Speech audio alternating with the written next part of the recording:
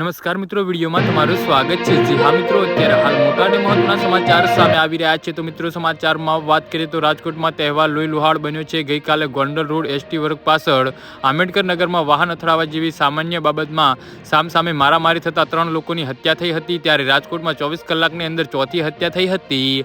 જી હા મિત્રો, અત્યારે હાલ મોટા અને દુઃખદ સમાચાર સામે આવી રહ્યા છે।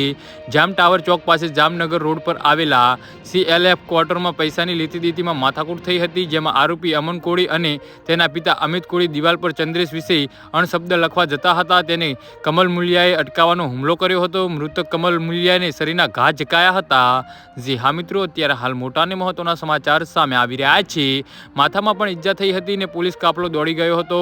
મૃતદેહનું ફોરેન્સિક PM કરાયું હતું ને આ ગુનામાં આરોપી પિતા પુત્ર ઉપરાંત અન્ય શખ્સો પણ સામેલ હોવાની શંકાસ્પદ તપાસ હાથ ધરાઈ છે। બનાવની જાણ થતાં પ્રદ્યુમન નગર પોલીસ મથકની PIVR વસાવા ટીમ સાથે તાત્કાલિક દોડી ગયા હતા।